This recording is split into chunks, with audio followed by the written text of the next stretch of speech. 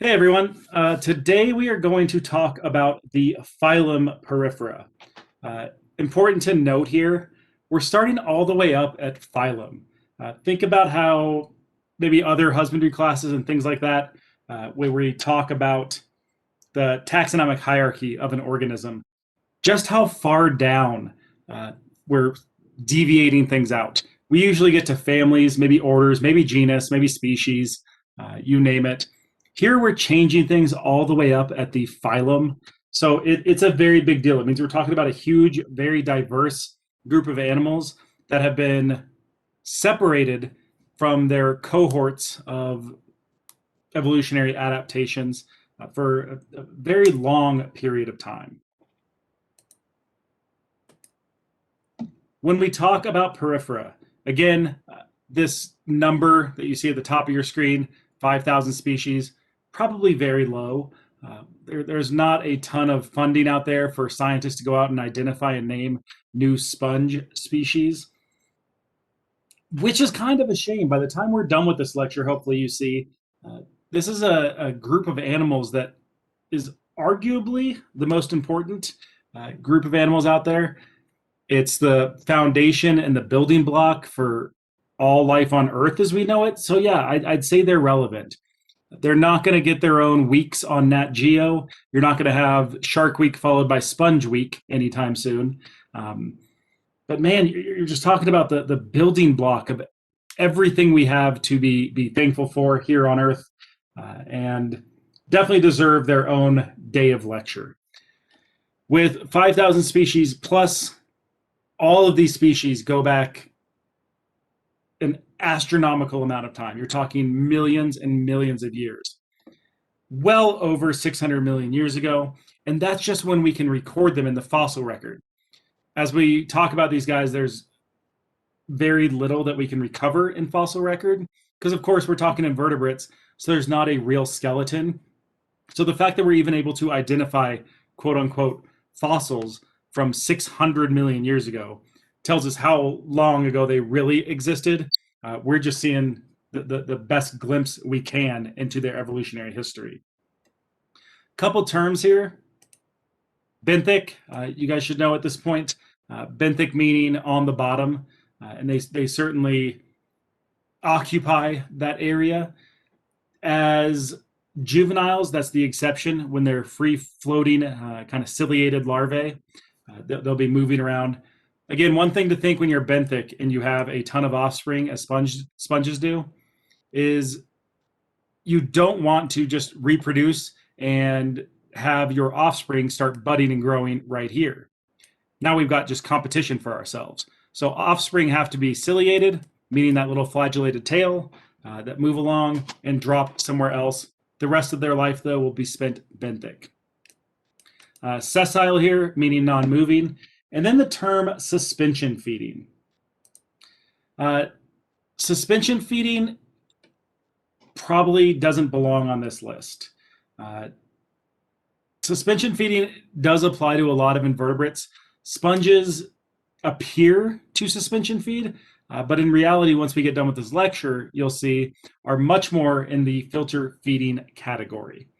The reason I say that is suspension feeding typically is sitting there as a sessile organism, so something that basically remains stationary, and plucking organic particulates from the water column, meaning you have to have water movement, you have to have dissolved solids, microscopic organisms, maybe some plant matter, things like that, all flowing by you, and you basically sit there and pluck out of what the ocean provides. Usually, a suspension feeder, while being sessile like sponges are, does just that. However, as we will learn, sponges create their own water flow. So they're technically, get my pen out here, they're technically filter feeders. That should replace suspension. And for a long time, we thought that sponges basically just sat around and filtered water. We know now very well that they create their own water flow. They're dragging stuff in, filtering it out. Despite the fact that they're sessile, This is basically the equivalent of a blue whale or a whale shark swimming into groups of plankton and filtering out the organic particulates and then ingesting that. Uh, but they're the one creating the motion versus just sitting there and relying on the currents to bring you substance. So almost all of them operate in this manner, creating their own water flow, things like that. As you guys know by now, when we're talking in the animal kingdom, there's never just a blanket rule. Uh, it's not.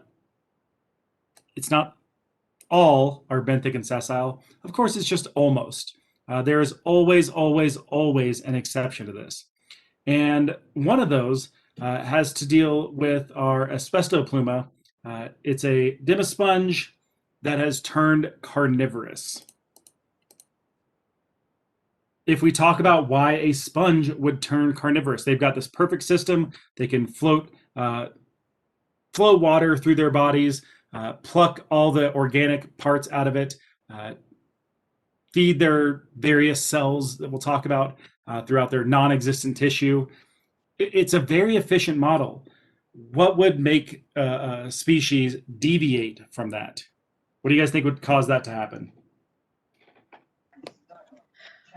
So I feel like the carnivorous sponges that have created these adaptations, they're mainly found in more deep sea regions where sunlight is non-existent. So you have our regular suspension feeders that live where there is GPP and sunlight and plant matter and phytoplankton that they're able to consume. And then you have your carnivorous sponges that have inhabited this dark region where there is no plant matter and scarce resources for other than other organisms, bigger organisms to feed upon.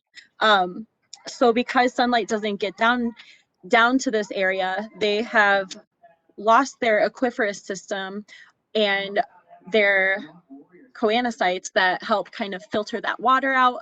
And in turn, to make up, like to use that energy elsewhere, they have developed limbs, as you see here, or threads that have hooks on them. And what they do is they grab their prey and they bring them in closer once something kind of triggers that response. And their cells are more free moving because they have all of this other energy from these bigger food sources that prey directly on the plant matter or like the small amounts of particles in that float down. And they're able to utilize that energy from their bigger prey sources to adapt sufficiently to sorry, give me a second. They are able to, hold on, give me 1 second. I know you can edit this out. I'm so sorry, Alex.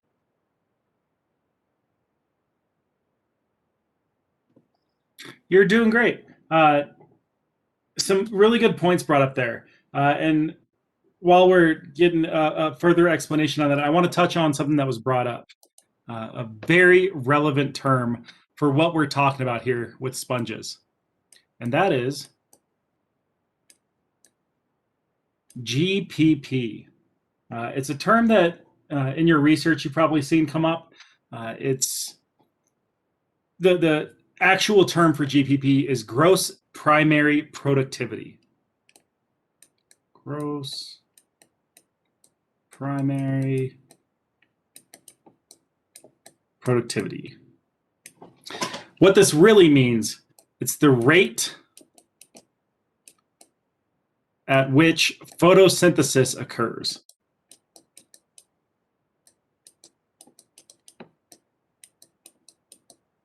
Apologize for my writing.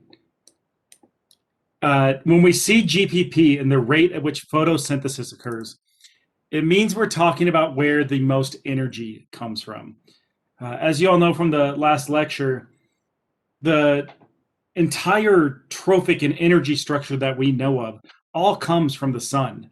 It starts everything and sets everything in motion. There's nothing else on this planet that can produce again, back to previous lectures, organic compounds from inorganic compounds.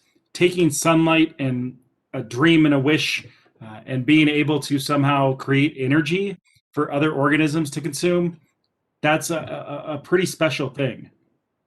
When you get out of this sunlight zone, and your GPP drops significantly, as we have here with our carnivorous sponges, you got to figure you have to come up with different ways to survive, because you don't have the beginning to that energy cycle. You don't have that starter.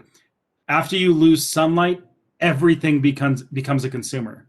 You're always going to have to consume something. Another way to think of it too, with GPP, you go out and you poll your average person, and most people are going to say your highest GPP, or gross primary productivity, is in the rainforest. And again, please know I'm not trying to dog on plants here at all. I certainly am a big fan of the rainforest, not knocking it at all. But we always think, oh, the rainforest, that's where all our oxygen comes from. Another place that GPP is pretty relevant, coral reefs. It's the site where the sunlight's hitting. We've got plant life. And I want you guys in your head to tie GPP in with energy. If you want to think of energy as a money for a startup fund, however you want to do it, GPP is our initial investment into all the biodiversity that can come afterwards. It's really, we've got this much energy stored up, something's going to come along and consume it. It is not a coincidence that on the Earth, our highest concentrations of biodiversity are in rainforests and coral reefs. That's should start to make sense when you factor in GPP. It's the rate at which photosynthesis occurs, which means it's where the most plants are, which means it's where the most energy is, and in this case, the most money. That's what we invest in, because we're going to get the best yield from that significant investment of plant life. And that's really what that term GPP is applying to. The reasons for sponges to move lower, we'll continue on that now. But I really, again, want to emphasize GPP equals energy equals startup funds for biodiversity on this earth. Thanks, Alex. Sorry, remote learning distractions. Am I right? So thank you for explaining GPP. Makes this next part a little bit easier. The sponges were able to adapt to this lacking of GPP and the lacking of like their primary food sources, because there is complete pitch darkness the lower you go, obviously. So again, as I've said, they were able to lose their filtration system, their aquiferous system, and use that energy elsewhere to grow up new limbs, new methods of capturing prey. And as I've said, the cells are free forming, so they were able to, once they capture that prey, they bring their threads back in closer to the body for a shorter distance between the nutrients being obtained to the body structure. And those cells then coat or envelop the prey source and begin the process of releasing enzymes to break down that prey source. So basically, because they're so deep and the food sources are limited to a typical sponge in this region or these regions, they were able, again, to form these adaptations. Because like you said, when you're missing one form of energy, another form is available, and those adaptations are able to occur. Thus you get subspecies, species, etc. Excellent. A couple things to note here. The important part that was mentioned was the lack of sunlight. And if you all picture a pool or the ocean, you've seen yourself how quickly light dissipates. This isn't a bottom dwelling, something you have to send an unmanned submarine down to observe. sunlight dissipates and is broken up so quickly in an aqueous environment that we're going to see carnivorous sponges occur very quickly as we move down kind of the water column. If you refer back to your epipelagic and all the benthic environments that sponges would sit on, epipelagic's that tiny little part at the top. That's where we're getting sunlight.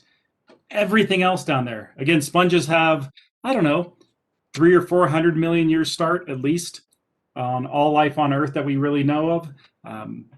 Yeah, they've carved out a niche, which I know is kind of a cliche thing to say in zookeeping. It's very logical that they've occupied every territory they can, from saltwater to freshwater to environments that are devoid of sunlight, and then made adjustments. Like I said, millions of years of a head start will get that for you. And the way they consume prey, let me rephrase that. The way they acquire prey will be different. We've got these filaments and threads that stick out and capture prey items. The way they're going to actually consume and appropriate all these nutrients will remain the same. But yeah, excellent talk and excellent answers about why a sponge would be carnivorous. And it really just boils down to the fact that you don't have sunlight. The second you lose the sun, the second you lose GPP, the second you lose autotrophs, or animals that are able to create their own energy from basically nothing, all of a sudden everyone becomes a consumer. So without sunlight, no matter what, you're consuming something. How do they consume this? Let's look at it. There's a bunch of terms coming up. I apologize that they all sound somewhat similar. Hopefully we'll be able to make everything clear during this lecture. The first terms we're going to talk about, again, terms that should tie into your reading, definitely tie into exams and quizzes, things like that. Let's start here with the ostia. Ostia are these pores, basically. They're called incurrent canals. It's where water flow begins. That's basically what we're looking at here. We're looking at water flow into the organism, and it all begins with the ostia. Are there multiple pores? Yes. It does not look exactly like this picture. This is simplified. There's pores everywhere. And we're going to start simple and then move to more complicated. Water flows in through the ostia. That is the start of the water flow. And then up and out through the osculum. Again, sorry that ostia, osculum, everything's going to sound the same for a little bit. You'll have to make sense of it. But ostia equals incurrent canals, and osculum, that's our excurrent. That is water leaving the body. We've got this huge void here, and depending on what species we're looking at, the osculum could have multiple openings. If you're talking about a chimney sponge where we have multiple offshoots, you'll have multiple osculums. It's anywhere that water is leaving the quote unquote body of the sponge. This void here in the middle, we'll talk about on the next slide. That's our spongocyl. This is the cavity in which all the nutrients are processed. So again, we're going to get a lot more complicated and in-depth here. But put simply, a sponge sits down on the ground. It starts flowing water through it. Water comes in. This is where all the nutrients are absorbed, which again, we'll talk about in a second. I'm just trying to give you the simple version. And then are pumped into this center cavity, up and out. Of course, things will get more complicated because sponges are amazing. They're going to come up with cool adaptations to complicate this model for you, but do extreme benefits for our environment. But that's the gist of it. We've got ostia where water comes in, flows through, comes out. The end. Unfortunately for you, that's not the end of what we're going to have to learn about it, but that's the gist. They are creating their own water flow, which again, kind of puts them more in the category of filter feeders versus suspension feeders, because they are creating their own water flow. This is the equivalent of your blue whale swimming through a group of plankton. They're creating their own water flow and picking all the organic particulates out. Pinacoderm is going to be the term applied to, and we'll talk about this in the next slide. I guess we can call it the skin. These are animals with no true tissues. Pinacoderm is going to cover the exterior of this organism, but it's not skin. In your head, you can reference it as such, but it's different. We have animals with no tissue here. So if this hasn't been confusing enough already, water flows in through the ostia, out through the osculum. We've got a big cavity. We know they can create their own water flow. Now let's complicate it. There are absolutely no tissues within a sponge. So throughout the course of this lecture, we're going to refer to things like the skeleton, the body, the tissue. There's none of that. These animals don't have any real organs. It's basically a bunch of assigned and unassigned cells working together. We call these dynamic tissues. It's where an organism is able to, I guess we'll sidetrack real quick. It's kind of going down that line of what humans in the biomedical field have considered stem cell research for a long time. It's kind of like going down that field. We've got an organism that can deviate cells out to perform different tasks and functions without any nervous or conscious response. There's not a brain. There's not a nervous system to send a message out and tell a cell to turn into this or perform this function. Really an amazing animal. When we get into dynamic tissues, again, this is basically the oldest living organism that we know of, without getting into single cells and things like that. This is our oldest living organism, and despite how primitive it's remained, it kind of still takes the cake as one of, if not the most impressive animals on Earth. That should be a common theme in all the classes I teach, because I teach all the unlovables. Anytime you hear this word primitive pop up, primitives worked for millions of years, hundreds of millions of years, longer than we've been around. Primitive works, it's effective. And these animals are the kind of the baseline for how amazing an organism can rise to ascension and achieve great things through evolutionary history. I think sponges are the ones to kind of hold the trophy for that. All they are is just a group of unspecialized cells. We call them these totipotent. A majority of these cells are going to be assigned. So it's literally like I don't know, picture bees in a colony. Bees are born, then they're assigned various tasks throughout that hive and have to carry on those tasks. That's their job. Here we have a bunch of unassigned cells. They'll get their job description later. All their resumes check out. They pass their background checks. Everything's good to go. Once these cells are assigned, a lot of them wind up becoming what we call mesohyl. I want to be very clear here. For the rest of the lecture, we're going to call this tissue. These animals do not have tissue. It is the gelatinous matrix of a sponge, but it's what you would consider the body or the tissue of the sponge.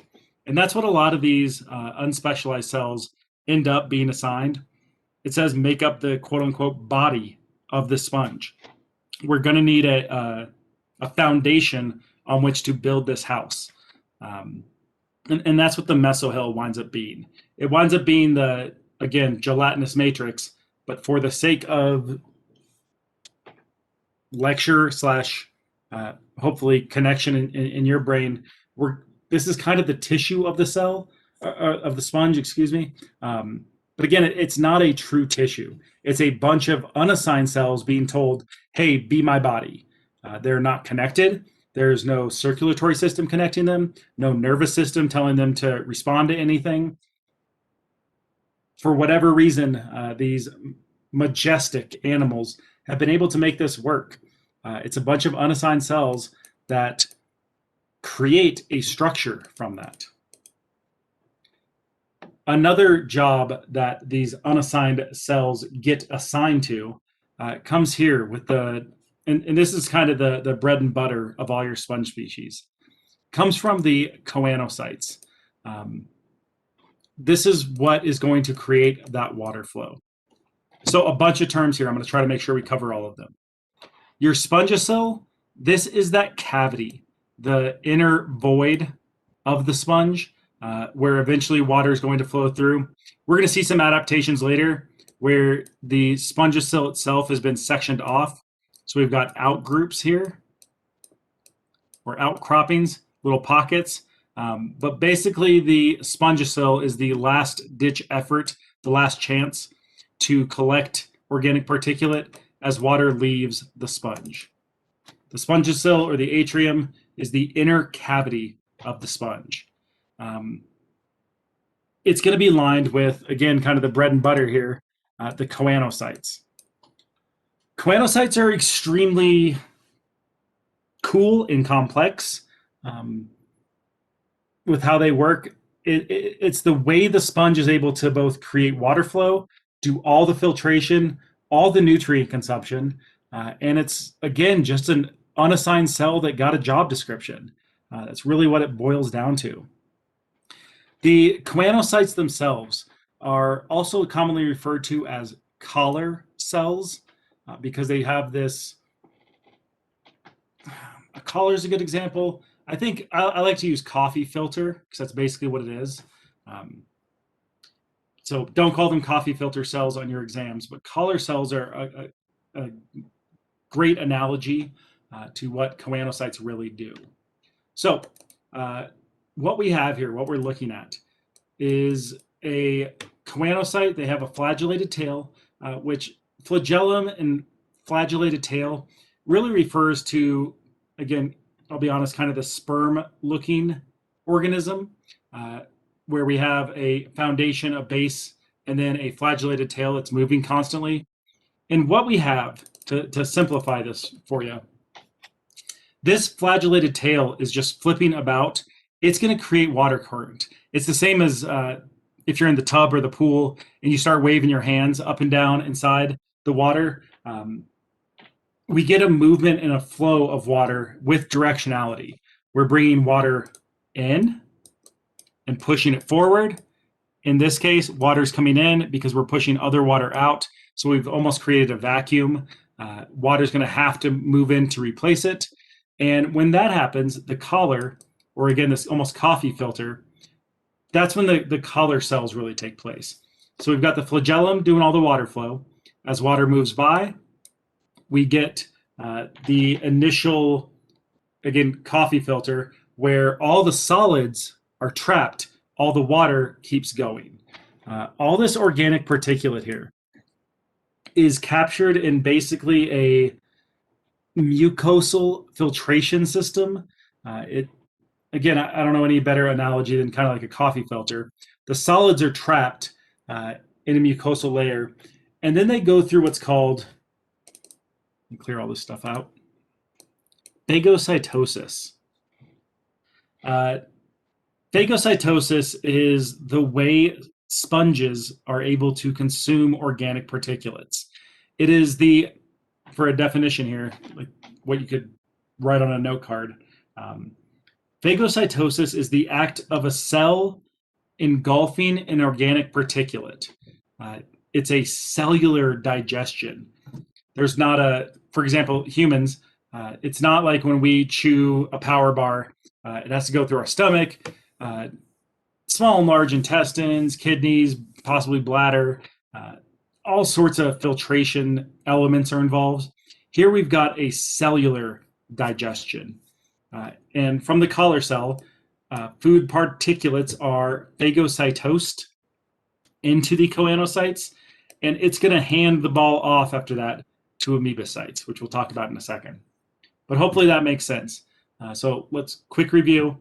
The flagellum starts wiggling. It moves water up in and through the sponge.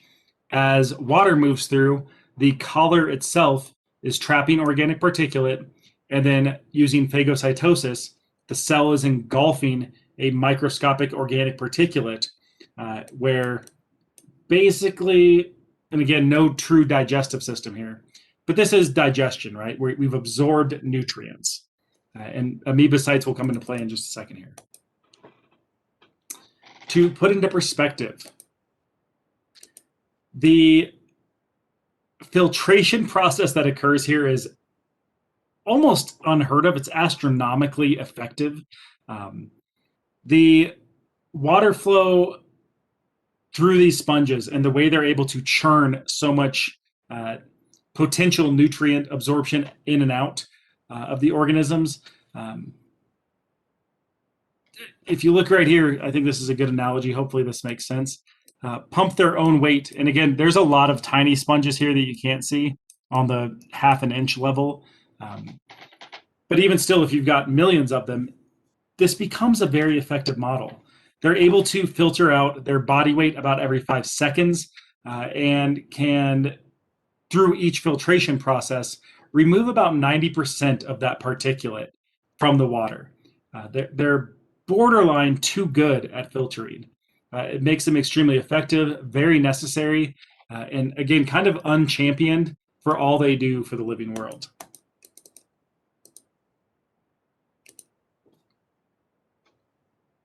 Let's talk about some other ways that they exist and work. The sponge model, again, is kind of the basal species of everything we have on Earth. So they've been around. Other animals have learned to cohabitate, live with them, utilize them. Meanwhile, all they're doing is providing us, I don't know, like perfectly clean water and doing all the filtering we ever needed. So they were definitely necessary as the first organism, but have stuck with that role and are still doing it today. They are effective enough that even the Caribbean could be filtered in one day with the sponges that exist there currently. That's really good. If, however, all the organisms that live there are being overfished, polluted to death, things like that. But I mean, think about this from let's go back to the previous lecture on nitrogen cycle. If we lose all the waste producing organisms, we lose the food source for the sponges and the entire ecosystem collapses. While they are effective enough to filter all this water, they also need that water to have some organic particulate in it. Otherwise, they starve to death too. So while they are very effective, they do need a source for all this food or nutrition coming in. So let's get back to choanocytes and how this whole water flow occurs. The flagellum itself, that's going to generate the water flow in and out of the sponge. After it's done its job, again, going through phagocytosis. Sorry, let me move that line down a little bit. After they've done their job of consuming this organic particulate, they're going to pass the ball off to the amoebocytes. Amoebocyte, a mobile cell, it moves like an amoeba, which is why it gets its name. And I know this is a side note, but it will come up later in lecture because we talk about horseshoe crabs. There is an aqueous extract of amoebocytes that we pull out of horseshoe crab blood to detect flaws in vaccines and human medicine, things like that. It will actually come up, so keep it in the back of your brain for now, because it's definitely going to pop up eventually on future exams and lecture. But amoebocytes, picture this like the old school mail person around an office where mail comes in, somebody sorts it, hands it off to you. It is now your job to push that awkward metal cart down the cubicle alley and start tossing mail off to people. That's what the amoebocytes do. They basically bounce around and drop off nutrition to any cell that needs it. And here's what's amazing, guys. There is no, it's not a closed system. There's not a, for us, for example, there's a very linear equation of when we eat food, where it goes. I'm not going to get in depth about that. Hopefully, you can figure that part out. Um, but it's a very linear point A to point B. Um, with sponges, the amoebocytes basically just bounce around. And if a cell is full and has its nutrients for the day, it's kind of like refusing school lunch, like saying, no, I'm good. Uh, if the cell is devoid or needing of nutrients, the amoebocytes drop off this phagocytized nutrients to that corresponding cell. So this is kind of your mail carrier. They bounce around, they carry nutrients in and out. But again, I hope by now you're starting to think in the back of your head, wow, this is really weird. This animal has absolutely no nervous system. How are these cells figuring this out? Again, that's what an extra 600 million years will do for you. But truly incredible animals, how they operate, despite having no actual tissue whatsoever. There's a term we used earlier, phagocytosis is that term. And again, just for the definition, it's the act in which a cell engulfs an organic particulate. So that brings us to the point of how effective these animals are. They're wonderful. They're the best filters on Earth. The downside of that, like I said, if let's take humans out of the equation. If for whatever reason all the mobile animals in a coral reef were to leave that environment, these animals would be for the most part, devoid of nutrition, right? They wouldn't have all that organic particulate, and it's not waste, it's still organic. But they'd be devoid of that in the water column. So they'd be filtering through water that they've already cleaned. Thankfully, where they live, again, huge biodiversity, tons of organic particulate to digest, but there'd be a problem eventually. And again, to put it into reference, what millions of years of a head start will get you, they've come up with even more adaptations to make them even more effective. This is where we introduce a symbiotic relationship. Here we have zooanthely, and let me just put this all up on your screen. Basically, we have our first ever organism that, yes, it's an animal. Yes, it is a consumer, because again, they're not taking sunlight and doing anything with it. They have to consume. But we have about as close to a plant/animal hybrid that we can ever get. And it's because they're allowing these zooanthely to live with them inside and on their body. And they're going to trade cellular respiration for photosynthetic byproducts. What that's really meaning is you allow microscopic plants basically to live on you. Of course, this gets down to more algae and bacterial range, but because you're in this sunlight zone where you're still impacted with GPP, you basically allow your body to be infiltrated with plant life that are going to do what plants do best. So let's break it down as simple as possible here. When you have this photosynthetic relationship, and on the next slide I'll talk about it too. It's called hosting photosynthetic endosymbionts. We basically become a plant ourselves. And again, let's think about what plants really do. They're going to take inorganic compounds and produce organic compounds. So let's tie in everything we've talked about so far in this class. We've discussed the nitrogen cycle. We know that the best thing for a nitrogen cycle is either an anaerobic environment or plants. That's what really transforms nitrogen, a dangerous compound, into oxygen, a very helpful compound, especially in the ocean. Things like ammonia, also utilized by plants. To put into reference, maybe for you at home, if you have a fish tank at home, one of the best ways to water your plants is with that water from your fish tanks. It's filled with ammonia. It's filled with nitrogen. That's what plants consume in order to produce, I don't know, things like clean oxygen for us. So, as a sponge, you allow all this filtration process to occur. You've brought in multiple particulates that you've consumed. However, occasionally you'll get some zooxanthellae, and instead of consuming that, you'll allow it to either live on you, on the inside, outside, wherever they're getting sunlight. And so now when you're filtering in water, you as the sponge are filtering out all the um, organic stuff, but all the waste that is coming through you is then consumed by the zooxanthellae. So literally your byproduct, and again, sorry to be crude, but basically what you're putting out or excreting is nothing but clean water and dissolved oxygen. You filtered not only the organic stuff, you've taken out all the biological waste, but then you've taken out this almost chemical waste with this nitrogen cycle. You've allowed the plants to consume everything that you couldn't, and their byproduct is oxygen. So now, as a sponge, the organism itself is putting out nothing but clean water.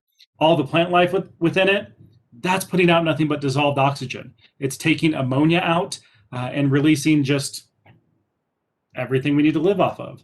Of course, oxygen, whether dissolved or not, does affect the ecosystems on terrestrial Earth as well. So this is like your ultimate rainforest. And again, not knocking rainforests, they deserve a lot of credit, but our coral reefs, and really they should be called sponge reefs because they're the one doing all the work. That's a huge pivotal point to focus on when you're understanding everything that you want to work with. I realize most people don't get into this field to work with sponges, but we got to kind of tip our hats, to be honest, with everything they do for both ocean and terrestrial life on Earth. Again, this is what I clearly struggled with saying earlier. It doesn't exactly roll off the tip of the tongue, but hosting photosynthesizing endosymbionts is the technical term applied to what these animals are able to do by hosting these plant guests. It's as close as an animal can turn into a plant, but even more effective because now we're doing the organic consumption. The plants that live within or on us are doing all the real dirty work of getting the nitrogen and ammonia out of this water column. Because they've become so effective, especially our larger bodied sponges, they basically wind up producing more waste than they could consume, and to our benefit. Most of your organisms out there, and I would challenge anybody here to bring an animal up that's more effective. Most of the time, if you're eating food, you're not really helping anyone. There's very few animals out there that can say, elephants would be one, I guess. They're notorious for consuming seeds and then defecating them out. About 60% of their dung comes out as unprocessed plant matter. So they're responsible for fertilizing and seed spreading, things like that. But with sponges, you've got an animal that consumes everything in the water, filters it, makes it clean, and produces about 3 times more oxygen than they can even consume in the first place. That means I'm sure it's what we all wish every billionaire out there on the planet would do, was feed themselves and then feed everyone in the environment around them. You're producing, it'd be like everyone here is Jeff Bezos. You're receiving so much input that you can take care of yourself, but also just trickle out effective byproducts for the rest of the natural world.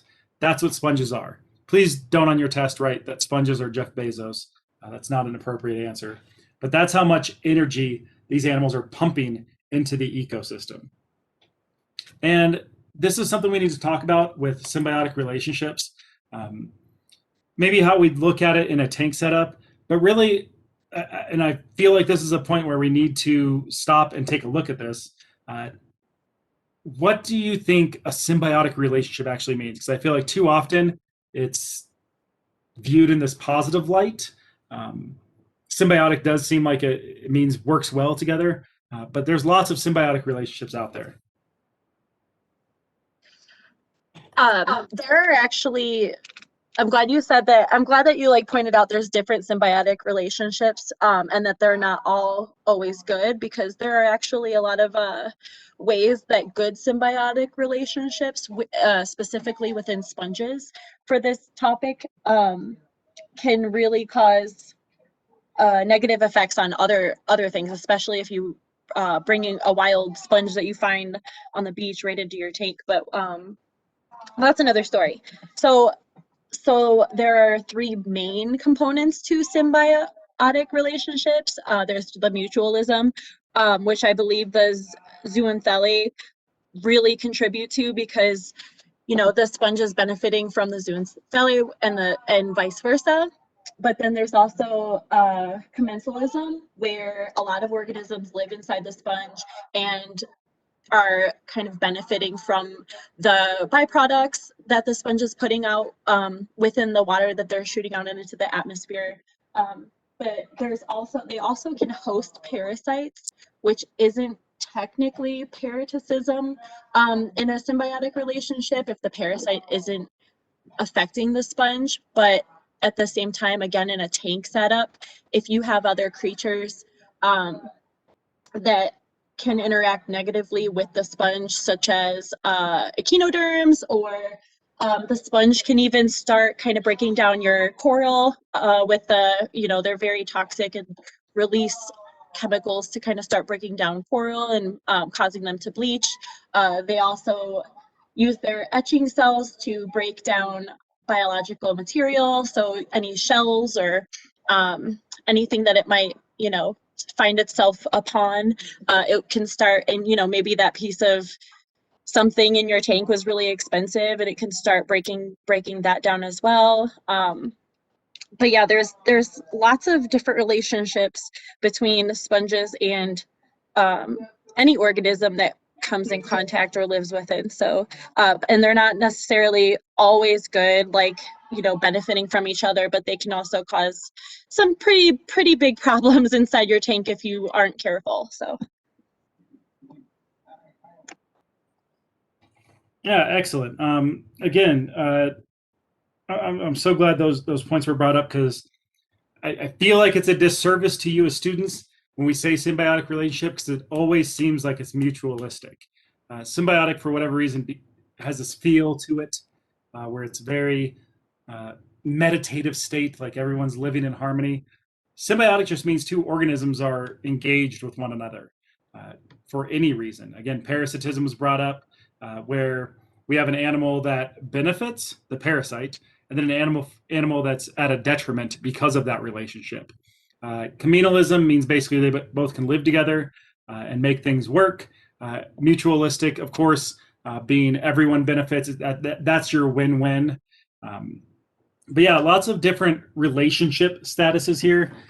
Anytime you see that word symbiotic, just in the back of your mind, as far as just a thing to keep in mind, don't think it's always positive. There's tons of animals that live together in symbiotic relationships that are quote unquote not healthy, not a healthy relationship. So it's important to be able to distinguish between all of those, what type we're looking at. What does that mean as a tank setup? We heard a little bit of it. We'll definitely talk about it when we talk bioerosion toxicity later on. But what does it mean for your tank? A lot. That symbiotic relationship, again, and I know I've said this before, but that idea of being what we call quote unquote reef safe, think about it, guys. That's not how ecosystems are set up. They're not designed for everybody to just high five each other. Everything's in a coral reef to eat something else. It's a good setup. So there's not just things that you can add to your tank just because they look pretty or just for fun. Everything's there because it plays a role in an ecosystem. If you want to reference the nitrogen cycle again, putting too many sponges in a closed system aquaria, they're too good of filters. There's not enough organic particulates and nitrogen and waste and photosynthetic bacteria to make that work a lot of times. If you don't have the right light setup, things like that, you can over filter your tank, which I realize sounds kind of ironic, since that's all we shoot for is making it look crystal clear. If we fill the tank up with sponges, they might over filter everything, and our water cycle, the levels in there just drop dramatically. So there's a lot that goes into it. Coral's another one. A lot of people want to have coral reef tanks, and yes, coral's awesome. Feeding them is still one of my favorite things to do. Coral feeding is incredible. They're awesome animals, but sponges are at war with them. Um, this idea of being reef safe doesn't make any sense. Nothing's really reef safe. Everything's on a reef for a reason. They're part of some kind of food chain, and you as a keeper really need to be invested and knowledgeable about what you're putting into a closed system. I will post this video link after this lecture goes up, so you guys can watch this. This is just a video walking you through the various symbiotic relationships, and you get to see some fun videos of decorator crabs and things like that. All right, so we're going to get into what we have here with the 3 different body styles. Again, sorry, this isn't a cosmopolitan magazine. We're not body shaming any of these sponges, but we really do need to talk about which form generates the most effectiveness. This is a interesting dynamic. Every semester, when in the before times, in person, answers range across the board as to which sponge becomes the largest. What's our biggest sponge going to be? And while, because we don't know it yet, all answers are kind of fair game, there is a pretty simple equation here as to what sponge is going to be the most effective and, in theory, of course, grow the largest and be the most effective.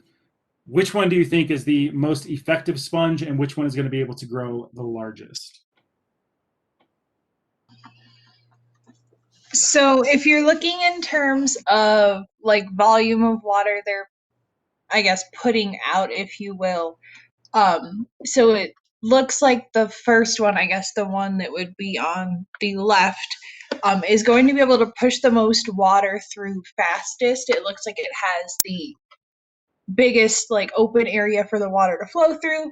However, at that same point, there's only a very small like individual layer there of the choanocytes that would be able to process food. Whereas as you move into the second and third, you can see that they've started, the second kind of folds in on itself and has created layers of, I guess, I don't know, skin cells, whatever you want to call it, since they don't have it. But as it's created layers, it's added more surface area for the choanocytes to be there, as well as the third with the little pockets, almost circular shapes there. And as they've created more choanocytes that they're able to process more food, while it looks like they're processing less water and that they're going to, I guess, process slower almost, they are gaining a lot more out of the water that they're processing and will be able to grow bigger then. Well, I'm going to go ahead and sign off now. That's exactly right. I don't need to teach her anymore. So often when I conduct this quote unquote survey in class, a lot of people think this is your biggest. It does look more like that barrel sponge, the iconic big bodied sponge, if you will, that you see in nature videos and documentaries and things like that. But what was the point that was brought up is exactly right. If we look at the red area here on the screen on each of these sponges, this is a very simple math problem, really. It's a surface area to volume equation. The more surface area I have to conduct this phagocytosis and grab particulates, the more effective I'm going to be on taking on nutrients. It's not a knock on body type A here or asconoid sponges. These are going to be much more numerous as far as the volume of numbers that we'll see of this species, but they're never going to get that big. They're always going to remain this size. And through evolutionary history, we've gotten three body types. They don't switch between. It's not like after you take on enough nutrients, you move to this second form and take on enough nutrients and move to form 3. That's not what happens. They are going to remain this body type forever. But because you have, let's look at it like this. It's like an office building. Having tiny, let's look at it here. Let me get all these arrows off of here. Let's look at like an office building. If these are each cubicles and we've got this huge wasted space in the middle, we're not getting the most out of our office.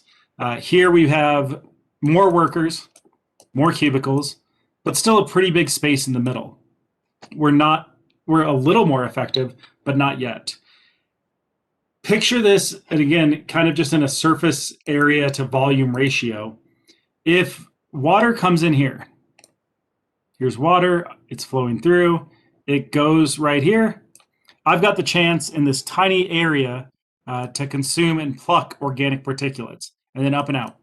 Sure, it might hit here and here and here on the way out, but really you're looking at one contact point and then up and out of the sponge. If, however, I look at these larger bodied organisms, I might have water flow in here, go here, go here, go here, here, here, here. You guys get the picture. The wasted space of the office here is it's maximized to capacity here. I've got all these chances now to filter out this water more effectively. And then when it leaves through the osculum, that water is completely devoid, basically, of all the nutrients it entered with. And it's because we have these little, I'm glad it was brought up because that's the perfect word, folding. Again, if these animals don't have tissue, so I don't want to say that, but if we picture all this tissue here, it's the folding of the mesohyl that's going to allow a sponge to grow larger. The way the mesohyl or tissue folds in on itself creates various chambers, and it creates, again, I guess an office is the best way to use it. It's that many more people that are getting eyes on something, able to filter, in this case, able to extract nutrients.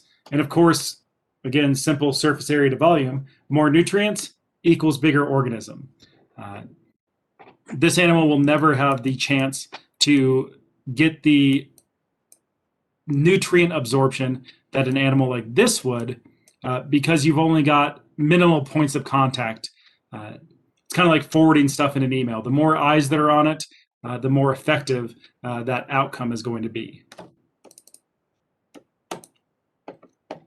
Another visual representation for you here of that, again, folding of the mesohyl, which is key to describing how these animals are able to grow larger. Our ascenoid sponge, hands down, our smallest. There's really no folding of the mesohyl. We've got ostia that brings water in, and again, it kind of goes in and out. Because of that, you're never going to get large in size. You will, however, be numerous. Whereas in the videos you'll always see the huge barrel sponges, the chimney sponges, things like that. For every one of those, there's, let's say, 1 million ascenoid sponges probably surrounding it. The thing I want you to keep in mind here is even though this animal's only, let's say, a half, usually a lot of them are like a 1/4 inch in size, even though you're very small, the filtration equivalent is still equal to what a larger bodied sponge would do. So yes, you're small, but there's 1 million of you, and your filtration is still equal. You're not able to gain the nutrients because you're so tiny, but it's a fair deal or fair equation between very small sponges and then the huge chimneys and barrels that we see in videos. They're all equally as effective at filtering that environment around them. Synconoid kind of falls in the middle here. A very simple folding, and that's exactly what it is. It's just that it's a single fold. So you folded a piece of paper in half, maybe 3 times, depending on what species you're looking at. It allows you for more, again, correlation here between growth and nutrient absorption. Because of that, you're able to get at best about 2.5 inches large. Um, if your proverbial paper is folded 3 or 4 times, able to get a little bigger. But again, they're making up for in numbers what these huge sponges do with their single bodies. The filtration process is the same throughout. Our leuconoids are the bad boys of the sponge world. These are the very notorious ones. If you've ever seen a real sea sponge, a lot of the times nowadays they're synthetic, but they are still occasionally used for painting and crafting and things like that. It's always a leuconoid sponge. This huge body, while maybe it looks cool, maybe it doesn't.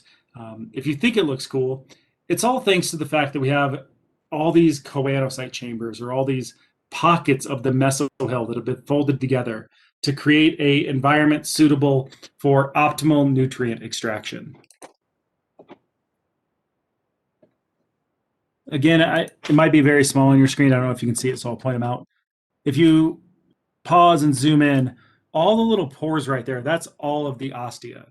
So it's not just, I like this picture, even though it might be small on your screen, because it really does hone in on how many ostia there are. Now picture all of that flowing through different choanocyte chambers and all this folding to the mesohyl. You really get a better picture of all the sites that this water has to interact with before it's filtered out, and how effective that is, and how these animals are able to grow to significant size. Again, yes, there's 3 body types. This isn't even including our carnivorous demisponges, but this is what that evolutionary head start will get you. Of course, they're and again, arguably the most effective animals on Earth. That's what hundreds and hundreds of millions of years of evolutionary adaptations gets you. That's the benefit. That's like your trophy for evolving 1 billion years ago, versus, let's say, even the advent of mammals. You could argue it's less than 300 million years ago. They've got a head start. They're incredibly effective. They've been doing it for a long time. And so these 3 body plans have worked very well and still do. But yeah, hopefully gives you a little bit of appreciation for what these animals are able to produce. I mean, their waste product is clean water and oxygen. That's what 1 billion years of evolution gets you. So when we talk about this quote unquote tissue, how is it made up? We know that some of these unassigned cells, in fact, a lot of them, become mesohyl, right? That's the gelatinous matrix that makes up these sponges. But that'd be like just having a bunch of plywood and hoping it sticks together. We're going to use construction analogy here. We get what we call spongin fibers, or spicules. Spicules is probably the best term to use. Spongin's certainly okay, but spicule sticks out terminology-wise. If you've ever seen them under a microscope, it's exactly what you as a kid probably saw in your kaleidoscope. It's a bunch of really cool odds and ends, glittery substances. It's calcium carbonate, CaCO3. Calcium carbonate. Again, a naturally occurring byproduct that's a trace element found in all bodies of water. I can't even explain this knowing what I know about sponges. For whatever magical reason sponges are around, when they are consuming through phagocytosis, all the organic particulates, all the nitrogenous compounds using the endosymbionts they host, they're also somehow able to distinguish, hey, this is calcium carbonate. And instead of consuming that and sending it around the body, they send an amoebocyte, or the mail carrier, through the body, and they'll distribute this calcium carbonate where need be. This forms essentially the structure of the sponge. it creates an endoskeleton for an animal that shouldn't have a skeleton. They're invertebrates, right? They don't have bones. However, because they basically place all these, it's just like framing a house. They use this calcium carbonate as essentially the studs before they put the drywall up, or before they put the plywood on. So the mesohyl is all the plywood or the drywall that kind of makes the surface of the house, fills in the gaps, but they're going to use naturally existing calcium carbonate as the studs in order to lay the foundation for this almost endoskeleton for, again, an invertebrate animal. There are some other situations that arise, most notably the excretion of calcium carbonate. So now you've gone a step further. You've taken basically dropping off calcium carbonate throughout the body so you can build a rigid structure on which to apply this mesohyl. You've built an endoskeleton. Now you take it a step further, and there are a lot of species that can actually excrete an exoskeleton. You're going to take the calcium carbonate, deposit it outside the body so that it essentially sheds these spicules. What would we get the idea of the structure, but why would a sponge need to excrete an exoskeleton? They would need to excrete an exoskeleton for protection of predators. The calcium carbonate acts as an insulation or barrier or a moat from organisms like nudibranchs and echinoderms that, they'll secrete that when they feed upon their prey sources.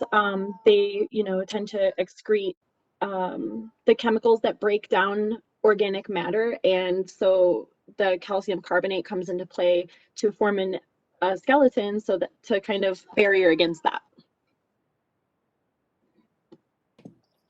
Perfect answer. I think moats the best analogy. You create as these nasty little predators come up to you. You've created an environment that's already inhospitable, because basically you put this calcium carbonate bone skeleton barrier around you to prevent some of these species that typically would come up and try to consume. It already is kind of like a warning sign of, hey, I've got this castle fortified. Don't bother coming here. And so that spicule shedding really contributes to the protection of these sponges.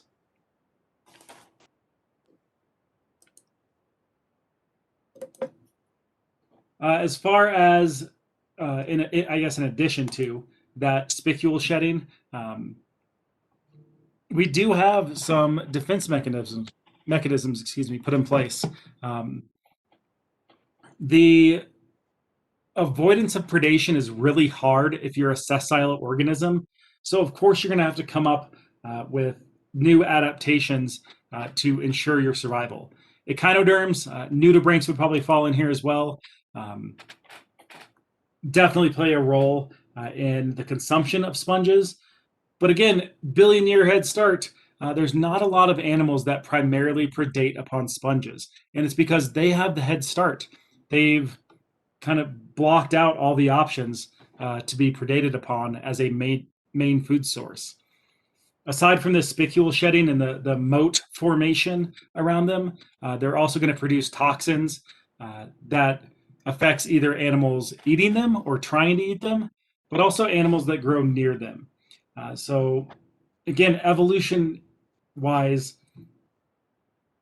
I guess the way I want to say it, I guess, is every single organism that has something unique today, whether it's venom or radar or sonar or, I mean, you name it, whatever cool adaptation you think about your favorite animal, it's there for a reason.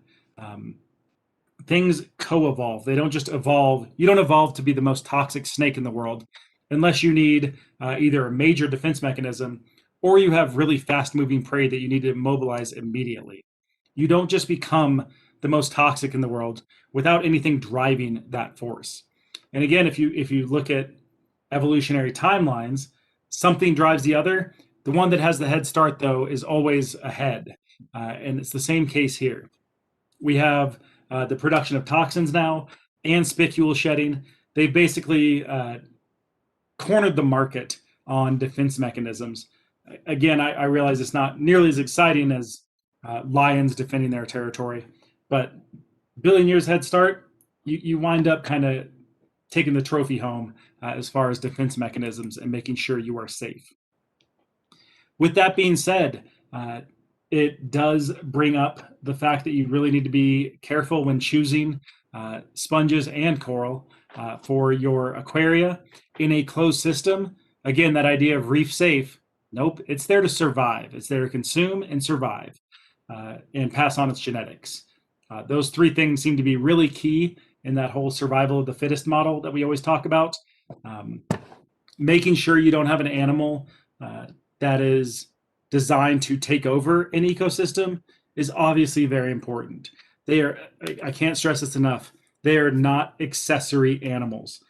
When you talk about the whole filtration model, any of this bioerosion that these animals are basically putting out into the environment, that's not going to get caught up in your filter. There's not a Brita attachment you can put on to filter out sponge toxin.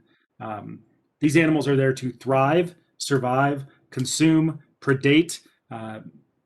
They're there to live in this ecosystem. It's not just a pretty rock you throw in.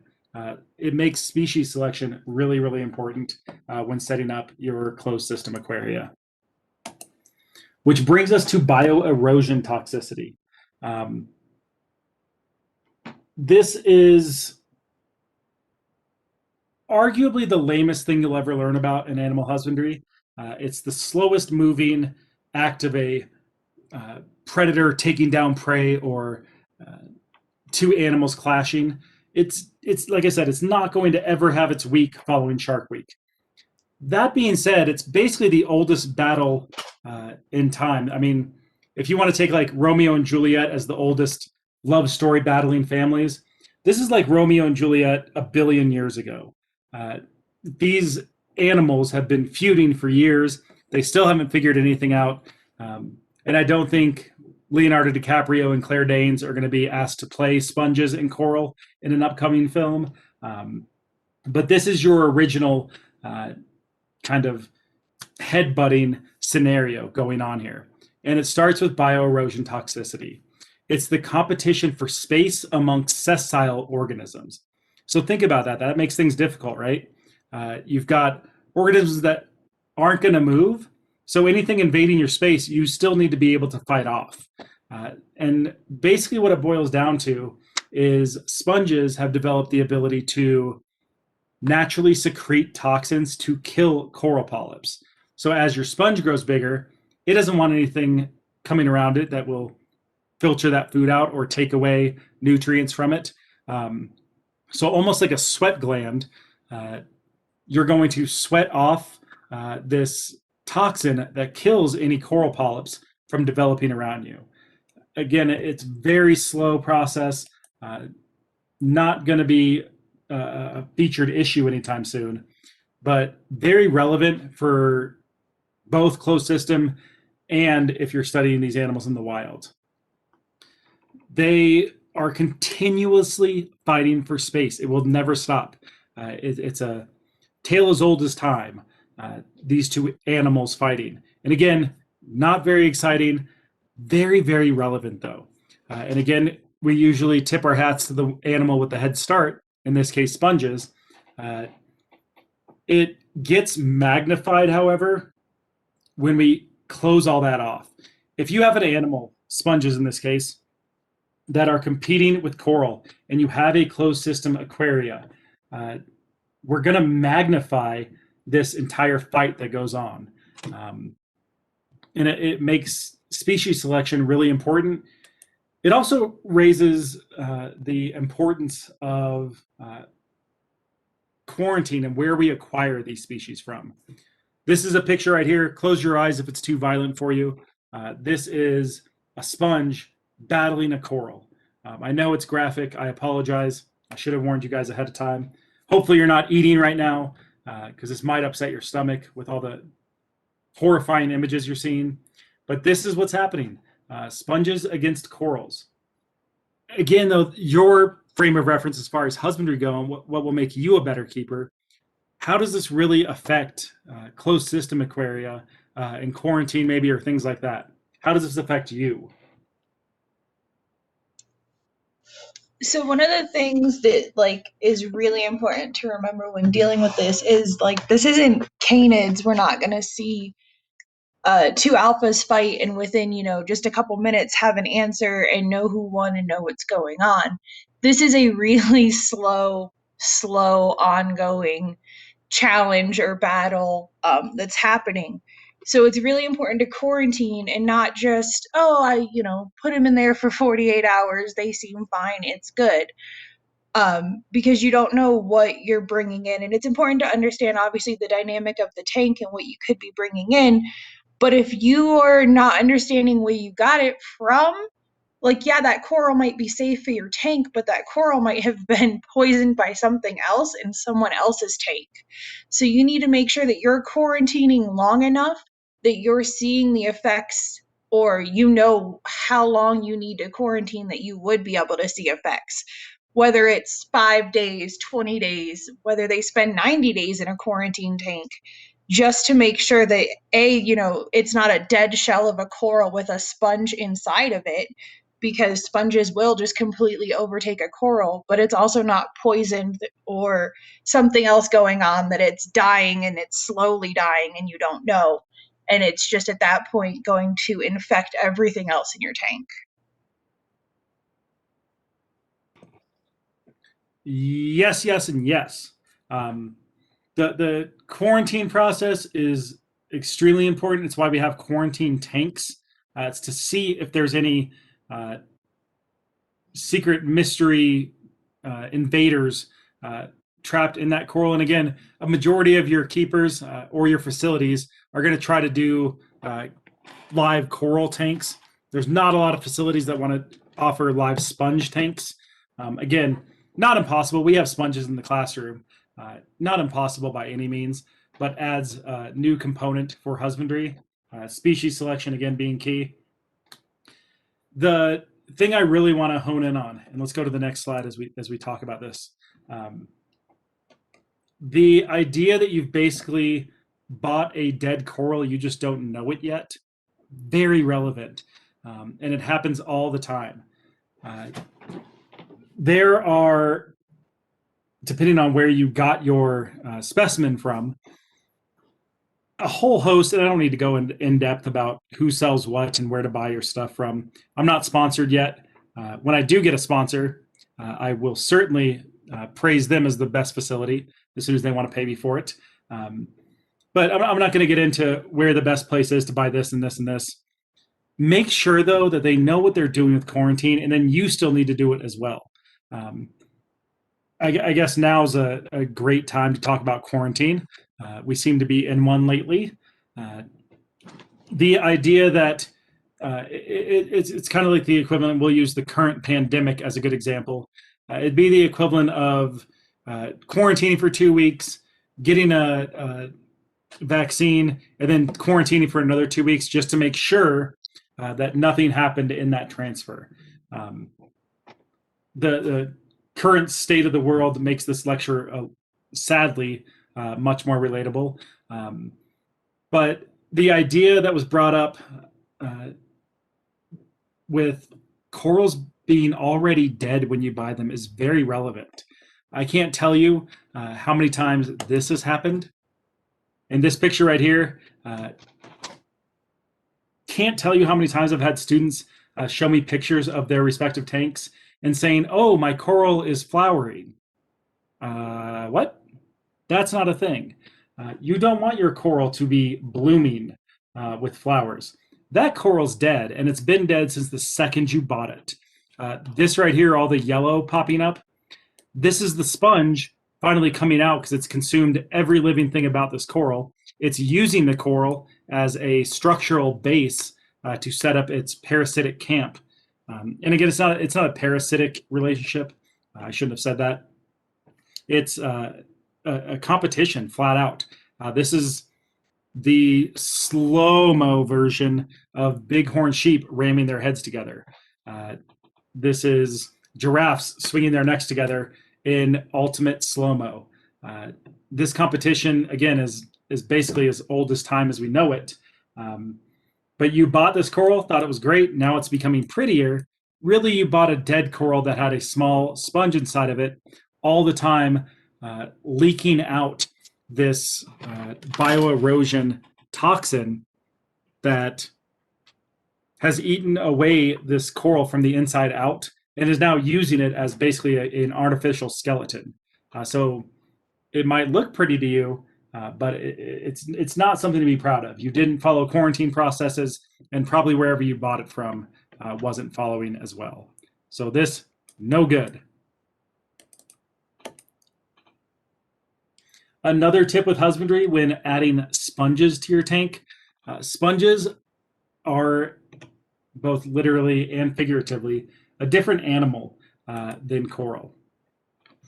They are very, very sensitive to being exposed to air across the board. That's almost always true. Of course, we have to use the word almost because there's always an exception. A ton of sponges live in environments that, like we'll call them intertidal zones, areas where water is abundant or devoid at any given time, i.e. waves crashing in, things like that. Where waves come in, that's a great site to sit around and absorb nutrients. That's pushing a ton of organic particulates right to you. You've got a good setup. However, you've got to be willing to adapt. And again, I know I've said it a bunch, billion-year head start. You're going to probably carve out every niche you can during this point.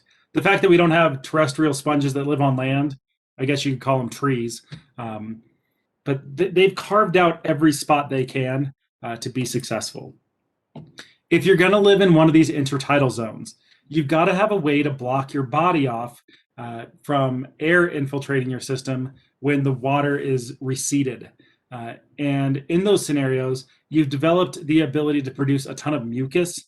It's why if you've ever experienced a sponge, if you lived on a coast and seen one or interacted with one, they're going to have this protective layer and they feel very mucosal. That's not how a lot of sponges feel.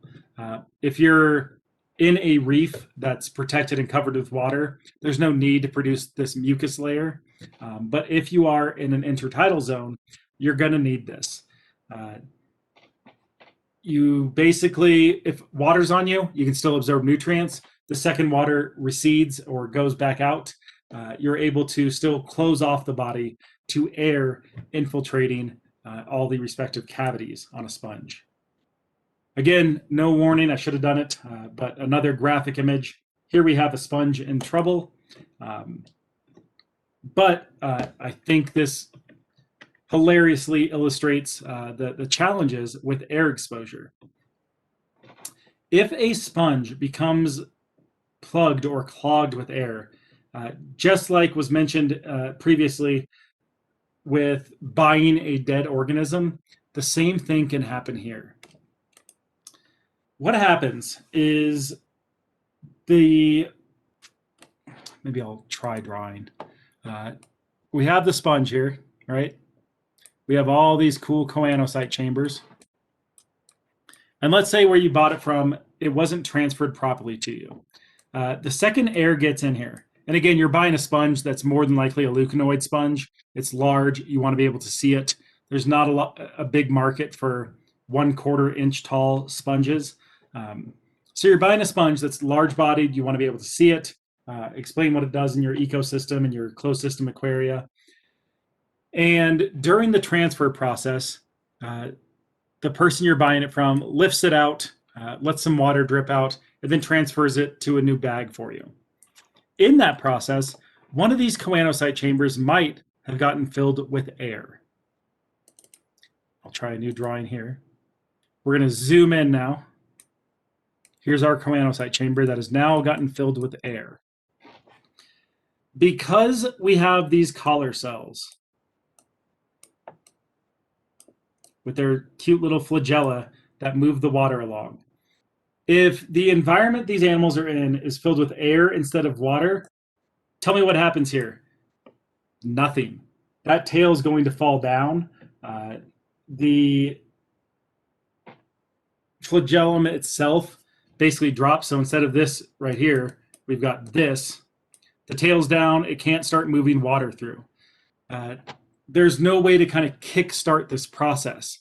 And once the collar cells can't move water, this choanocyte chamber starts to die off. All the choanocytes can't envelop food anymore. They can't phagocytose. They also can't move water through. And there's no way to really force water in. You've got all these other choanocyte chambers that are functioning properly. So they're moving the water. This one sits here and dies. Of course, and again, back to nitrogen cycle and nitrogen spikes, what happens when an organism dies? It starts producing waste gas. Because all these chambers are connected, all of a sudden, let's use a different color here. Bubble, bubble, bubble. We start producing waste gas because these organisms are decaying and already dead. That fills up the next chamber. That fills up the next chamber. And again, you could have an animal that you've placed in your tank, you thought you bought from a reputable source, and because everything is so slow moving, just like with bioerosion toxicity, you bought a dead organism that's just slowly going to die in your tank over X amount of time, whether it's months or years. And you think the whole time that you've done a good job with husbandry. You're like, hey, my animal still looks good. And then one day it's all completely bleached or black. And all of a sudden it's dead. Oh, I'll just buy a new one. But really, you bought a dead organism to begin with because you exposed it to air. And this dying off process happens very quickly and easily, maybe without you knowing. So again, let's say you go to a pet store and you're buying a sponge and it's taken out and set on the counter for you to preview and then thrown into a bag. I can't think of another pet you would buy that's already dead and will just take a month to actually show it. But that's what you've done. We get all this craziness off of here. Really, really important to watch both the process of what facility you're buying it from and then what you're doing when you transfer it to your tank as well. The cascade effect that happens is, I want to say tragic, but I don't think anyone that I know of has ever cried because their sponge died. Maybe SpongeBob here brings more tears to your eyes, but that's really what's happening. Like I wouldn't even need to explain this part if I was like, hey, if you get a gorilla, you need to give it food and water, otherwise it will die. People would get sad if we saw a mammal die, some cute, charismatic megafauna. But here we have a sponge. The exact same things happen. You've given it a death sentence, and through we're going to chalk it up to inexperience right now for the sake of this lecture. Hopefully afterwards you know better. But you might have just bought an organism and just let it die in your tank instead of buying something, the most effective filter on Earth, to help your ecosystem and your tank out. All right, enough sadness. No more violent images of dead SpongeBobs and the battles that occur between sponge and coral. We're on to behavior and reproduction. Behavior, of course, in quotes, because we're not going to see a lot of training regimens going on with these animals, but we do have some very unique behaviors, especially when it comes to reproduction. The first of those comes with the idea of how these animals actually reproduce. Hermaphroditic is a term you're probably familiar with, being able to produce usually sperm or egg at different stages in the life, usually. But one of the terms you're probably not familiar with is gonochorism.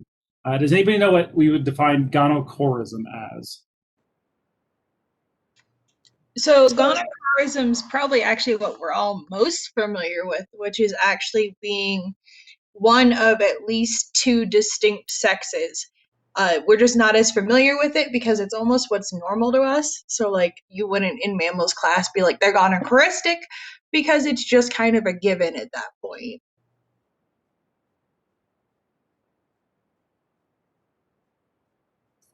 sorry, I can't talk and write at the same time. I'm not that skilled. One of at least two distinct sexes. That's exactly the correct definition of gonochorism. I'm glad mammals got brought up because, again, hang on, sorry, I have to finish writing.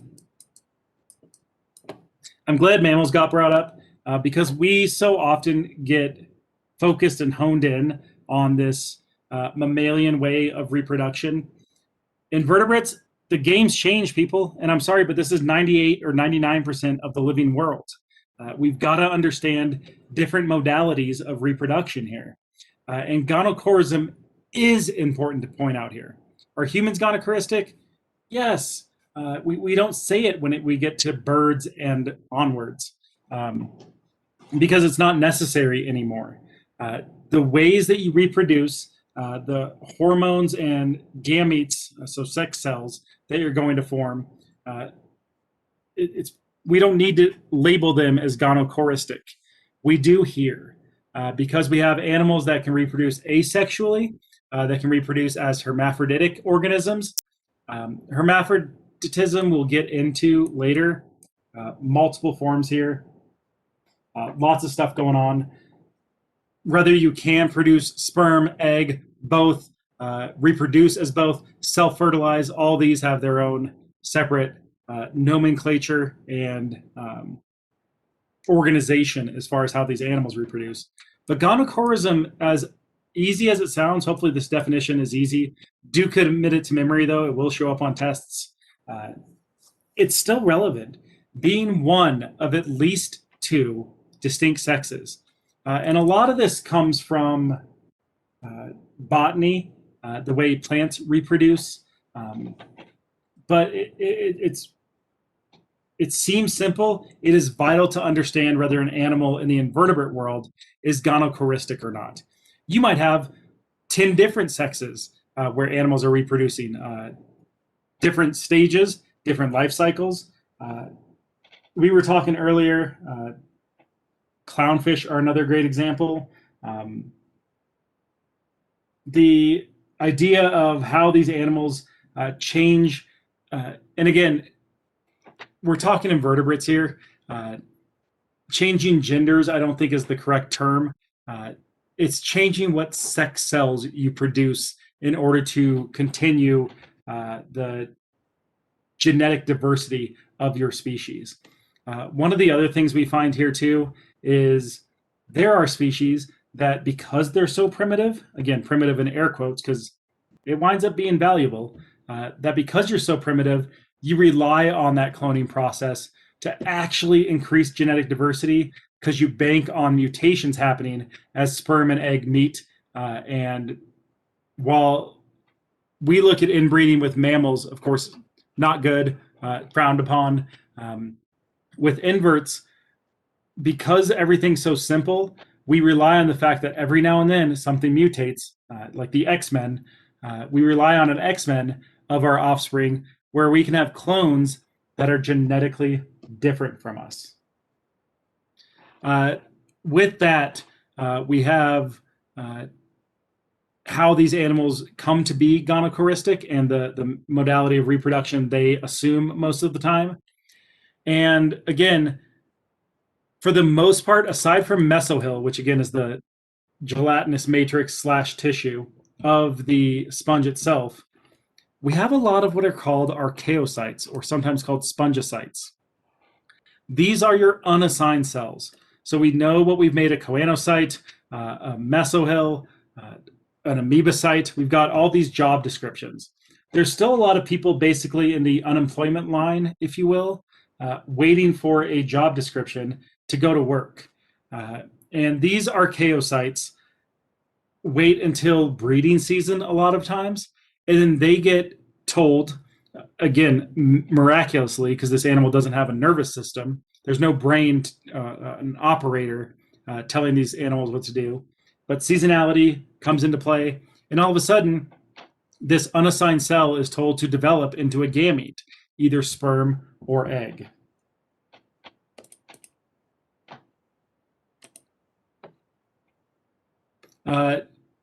We have a very weird situation. Before I go on, and I don't know if anybody has anything. Anything to add about the gonochorism or hermaphroditism animals we see that in? There are actually a lot of species that in invertebrates, fish, you even see some self-reproducing in reptiles and amphibians, but that's not so much hermaphrodism. But there are like 3 different types of hermaphrodism. Like you mentioned, the self-fertilizing, and then there's the oh man, I'm spacing out on this one. I have it written down. I'm sorry. Yeah. So then there's the one where you can, produce one or the other, the sequential hermaphrodism, like the clownfish. And then there's the simultaneous hermaphrodism, where you can basically double your genetic output into the water and have like in a roundabout way have a double of the genetic output so that you have a double chance to put it into the reproduction. Excellent work. Excellent. Yeah, there's so much out there, guys, and I mean we're really just getting to our first species here, so there's going to be a lot that comes up. Don't even get me started on how the movie Finding Nemo would really work out. You guys can go ahead and Google how clownfish work after this. It would not be Disney appropriate if Finding Nemo was biologically accurate. But these things are something we have to get into and explore when we talk invertebrates, because there's so much more out there. And again, mammals don't do it justice. Reproduction, and I'm sorry, but everything about mammals is pretty boring, in my opinion. It's so straightforward. We have so many variables here. And one of those biggest variables comes up right now with the reproduction associated with sponges. Just as a general rule, when we have what's called a broadcast spawner, it means an animal releases sperm and or egg into the water column. Usually they're aggregated around one another, so better chance of everything meeting. Here we have already our weird offshoot.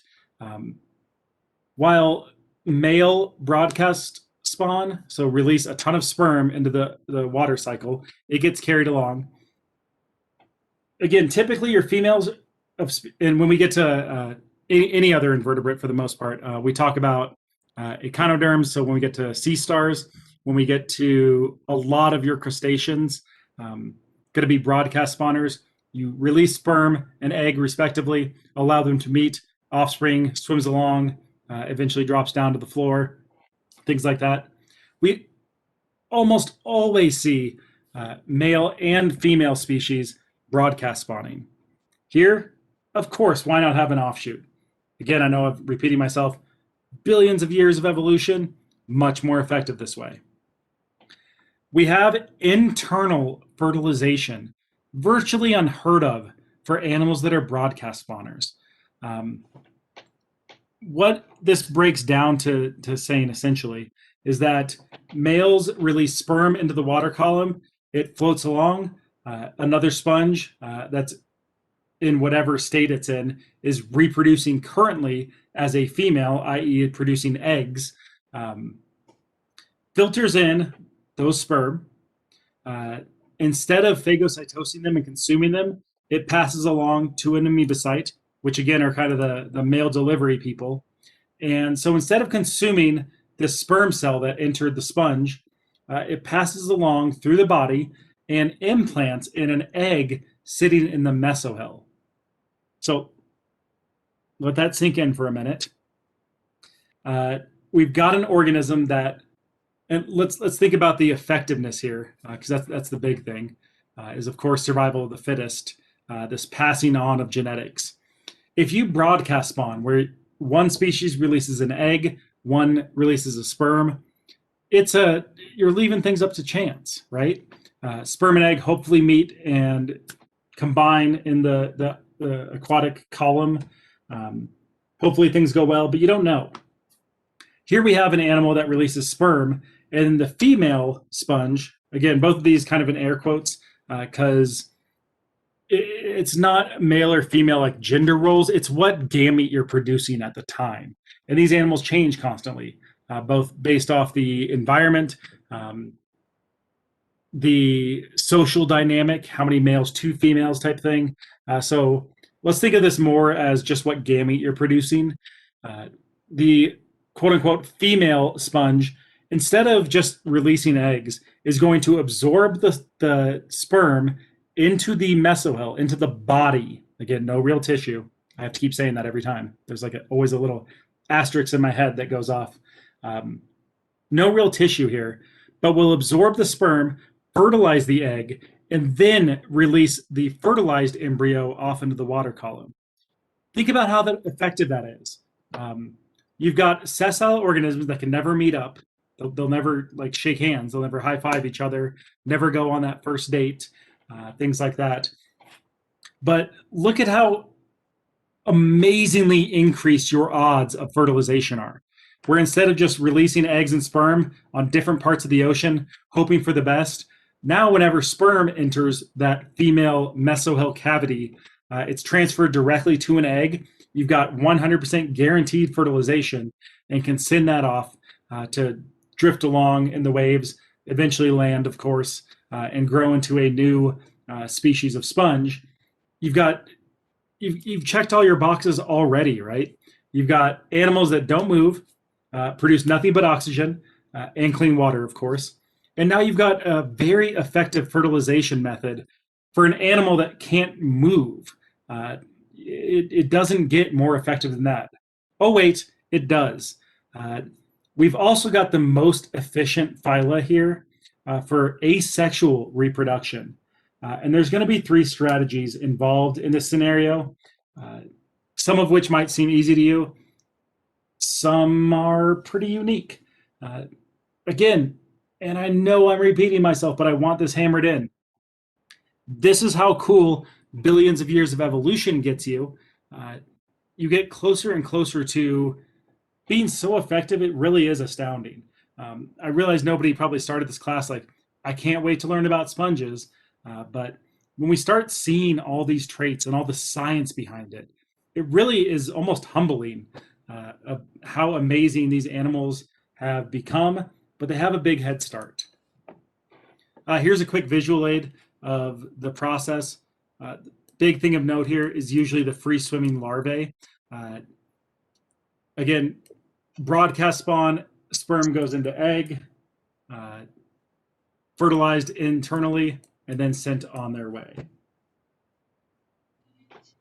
Can I ask, so would that mean that they would not be like sexually dimorphic then? Like we wouldn't visually be able to tell male from female? That's an excellent question.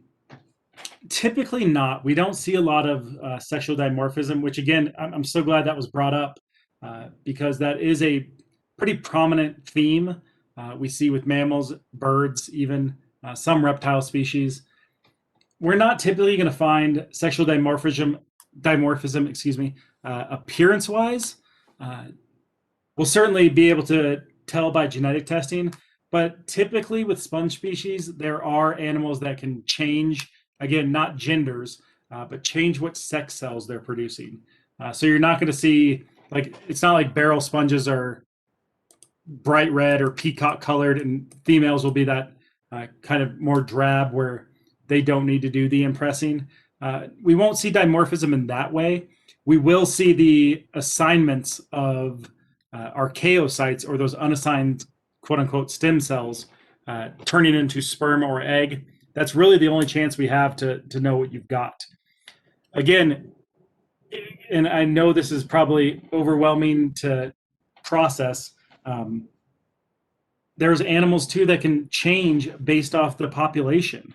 If all the animals around are producing eggs or sperm, and you're receiving kind of this influx of sperm, there's multiple sponge species that will switch to producing eggs instead of sperm when they realize that they're getting this influx of male chromosome DNA and say, wow, I should switch my strategy up here. I'm clearly surrounded by male sponges, and then just start producing eggs instead.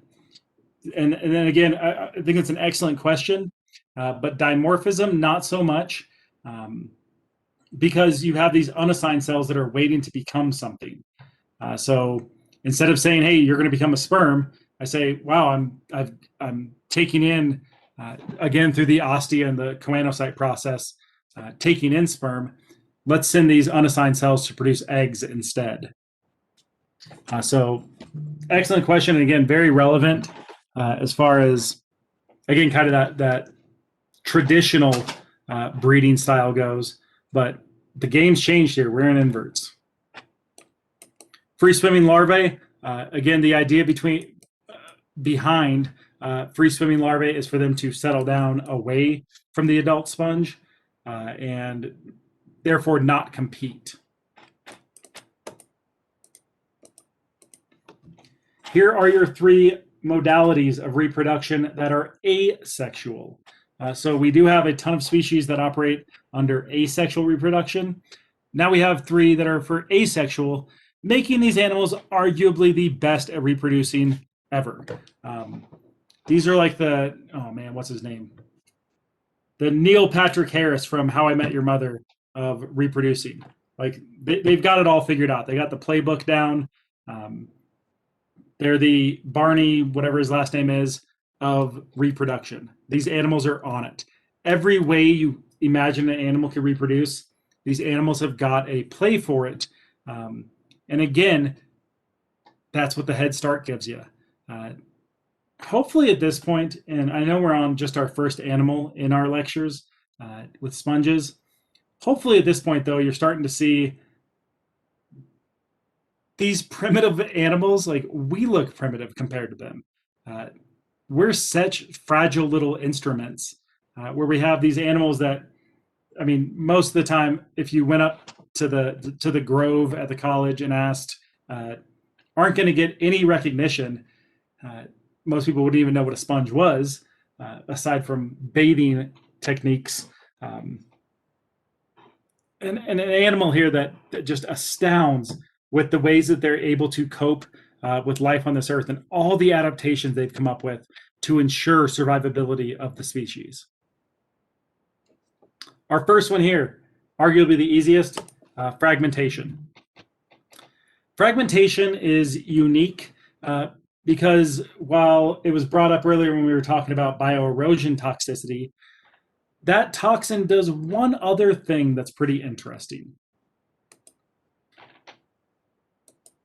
The importance here is, of course, if you're going to become toxic, something's driving that. So there are animals, as was mentioned earlier, echinoderms, nudibranchs, things like that, have learned to metabolize the toxins that sponges give out and manifest those into chemical defenses of their own. We see the same thing in stuff like PA frogs, where frogs consume things like fire ants. That's how they become toxic. Poison arrow frogs in captivity are not toxic because typically they're not fed that staple diet that makes them toxic in the wild. Same idea here. And again, I know it was said earlier, nudibranchs and echinoderms, pretty much your primary toxic metabolizers in that department. The strange part here is across the board, if you talk about toxic species, let's take amphibians, for example, because they all have some degree of toxicity. They're all designed to taste bad, usually look bad, and be all around unattractive to their potential predators. Sponges, again, head start on the whole thing, took that out of the equation. They do not have any negative taste or correlation to how toxic and effective they are. And this winds up being not only a interesting life strategy or survival strategy, but winds up helping them with asexual reproduction as well.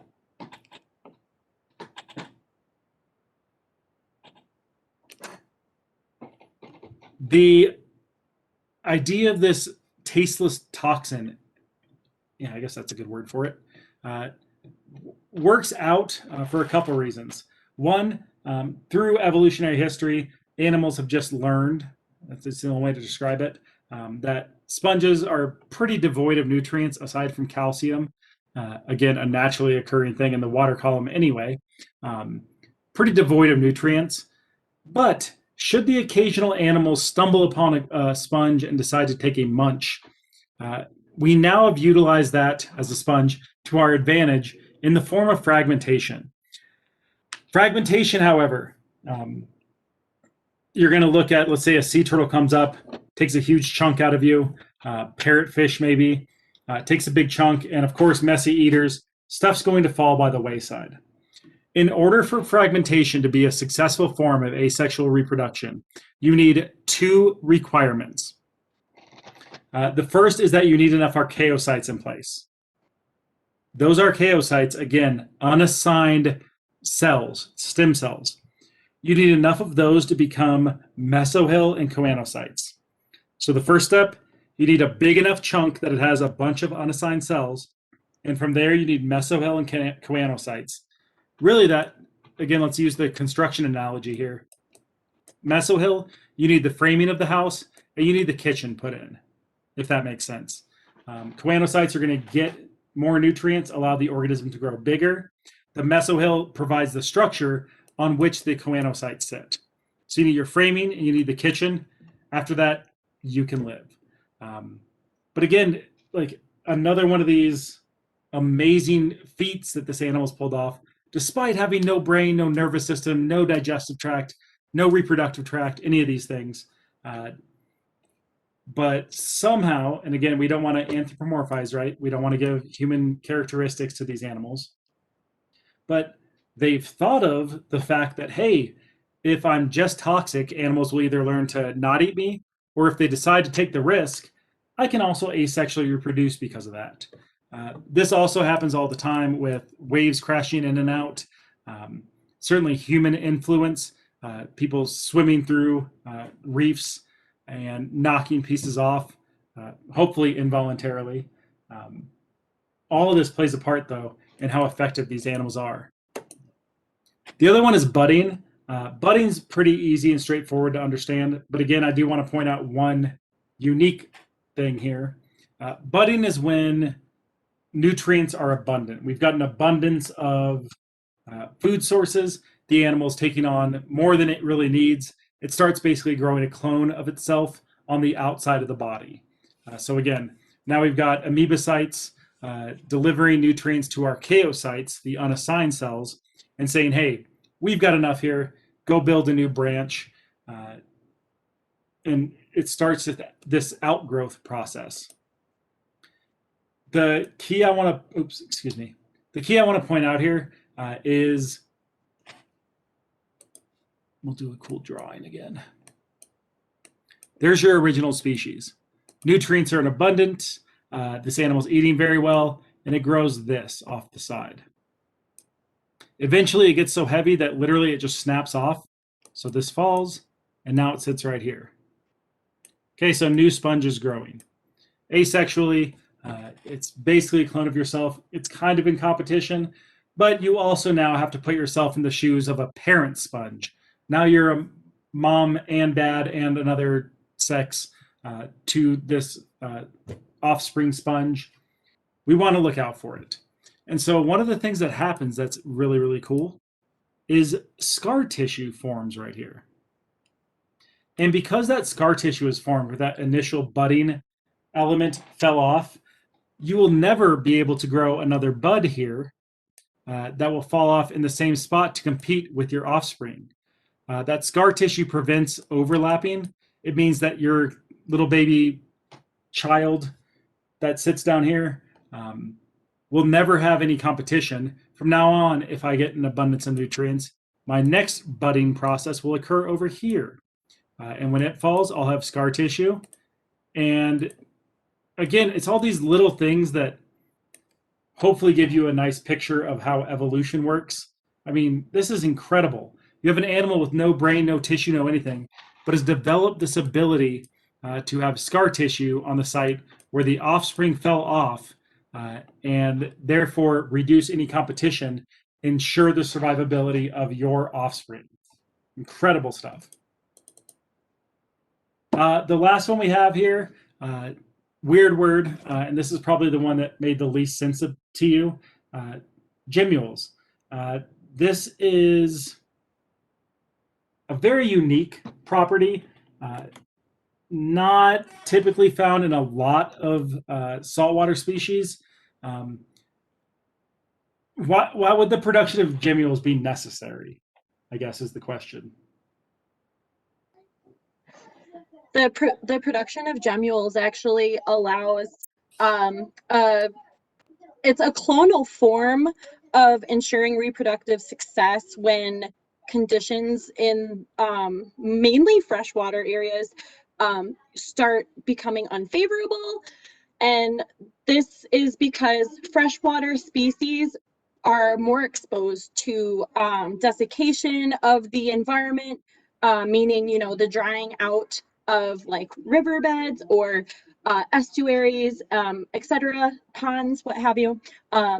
Freezing temperatures can definitely be a factor, even pollution, but mainly the other two.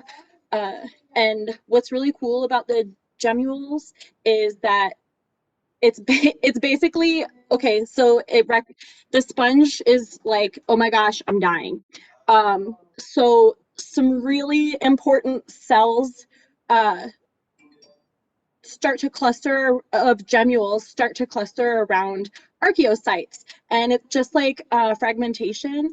It's, you know, the archaeocytes are nutrient packed, the gemmules are produced like, oh no, we're dying off, let's, you know, abort ship. So basically they're gathering resources and aborting ship on like some kind of space emergency leaving pod. And so like the spongocytes create a protective barrier around this mass of gemmules that cling to the nutrient-packed archaeocytes. And they also might even have spicules sometimes. But what happens is, so it forms this kind of egg, where it's not an egg, but we're going to call it an egg for this scenario. But it's almost as if the egg has an opening, or like a belly button or something. So what happens is, these gemmules stay dormant. Their metabolic rate of the cells kind of not ceases, but very much slows production, and that's where the word diapause comes in.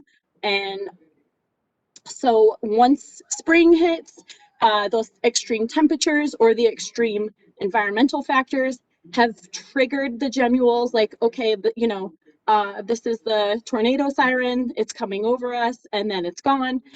Spring hits, the warmer temperatures, etc. Then the gemmule egg, if you will, becomes in a state where it starts becoming more active with its cellular cellular activity, and then it knows, it's almost like hatching. I'm using air quotes, you can't see me, but hatching out of that belly button kind of analogy I used, the opening of the protective encasing. And then from there, the insides of the gemmules and the archaeocytes, like you had referred to with fragmentation, the insides start becoming or start, you know, assigning jobs. You do this, and then we have a whole new part of that dying sponge. Does that make sense? That's a perfect analogy. I even approve and like the belly button analogy. And yeah, again, perfect explanation of it, to be honest, with what happens. That really is both a good visual and a good explanation of scientifically what actually happens. The thing I hope that you've taken away from this, everyone, is, I don't know. I know I geek out about this. I know I've repeated myself 100 times. It just really sinks in for me. Almost every slide. I've taught this for a long time, and still talking about this stuff, it overall just impresses me that you have a species with no brain, no way to communicate with these cells.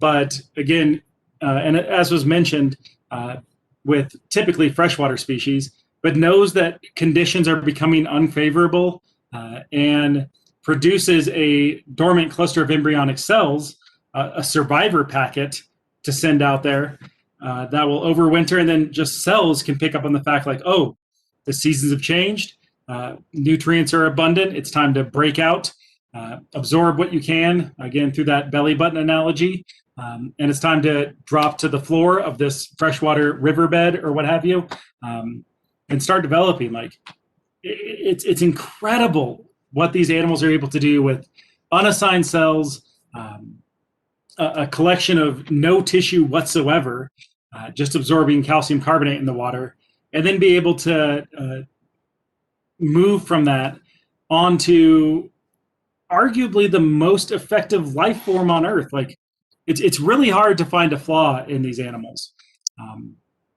which again is the reason they earn the top spot as the number one animal we talk about going into invertebrates. Again, definitely not exciting. I'm with you guys on that. I understand. But this humble little creature right here is responsible for, I don't know, every method of sexual and asexual reproduction out there, is very effective at it, and basically defecates out clean water and unusable for itself pure oxygen into the world. It's tough for me to find a more effective animal responsible for more life on Earth than the humble sponge here. And I hope you took that away from this as well. That concludes sponges for the day. Awesome feedback and answers, man. I think that covered more lecture than I could have done. So hopefully this gives you a new outlook on the species we'll be studying in this course with invertebrates, the humbleness and magic that associates with sponges and coral and their ilk, and just how cool this world really is. Thanks. Alex, can we please redo slide 4? I'm cringing still, and that's what I was like, please edit this out.